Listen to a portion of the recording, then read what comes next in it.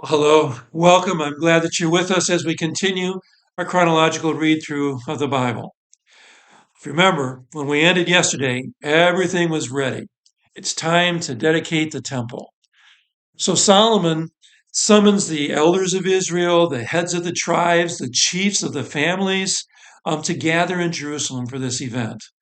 The Ark of the Covenant, the tent of the tabernacle, and all the articles of the holy place are brought up to the temple. Countless sheep and oxen are sacrificed along the way. The ark, which at this point contains only the two tablets of stone, is carried into the inner room of the temple. There they set it down under the wings of the cherubim, and the priests leave the room. When they leave the room, it fills with the cloud of God's presence. Solomon announces the cloud and turns to the people to address them and to speak a prayer of dedication. It's really good to see Solomon, like his father David, serving as a spiritual leader of the people of Israel. That's right and proper for their king to do. We're not told when it is that Solomon kneels in prayer, but we're told later that he rises from kneeling at the end of the prayer. So it's clear that he does so. In kneeling, he spreads his hands out to heaven as he prays. Solomon proclaims that there's no other God than Yahweh. Solomon asked God to confirm the promises that he made to David, his father. Solomon asked that God would hear the prayer of his people whenever they would pray to him and that he would forgive them. He asked that God would judge rightly between offenders and those offended against, justifying the righteous and condemning the guilty. He asked that when Israel repents after being struck down by an enemy for having repeatedly sinned against God, that God would forgive them and restore them. He asked that when Israel repents after suffering from doubt for having from drought for having repeatedly sinned against God, that God would bring rain to her land and restore them.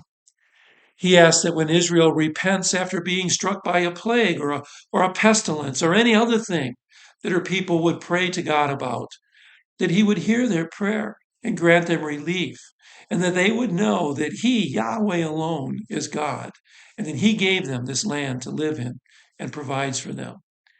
He asked that when a foreigner, that would be a foreign believer, would come to pray to Yahweh, that Yahweh would listen to their prayer and answer them, that they would know that he alone is God over all the peoples of the earth. Now, that's an exceptional petition because it demonstrates that Solomon clearly understands the mission of Israel to make Yahweh known to all, that they're not to be isolationists withdrawing from the rest of the world, but they're to shine God's light for all the world to see. Solomon then goes on and he asks that when Israel sins against God, that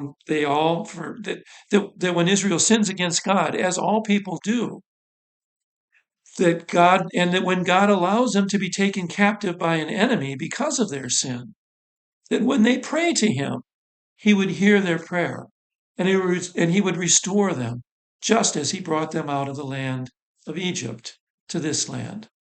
And finally, Solomon closes by asking that Solomon would hear his people whenever they call out to him, because he has set them aside from all the peoples of the earth to be his own.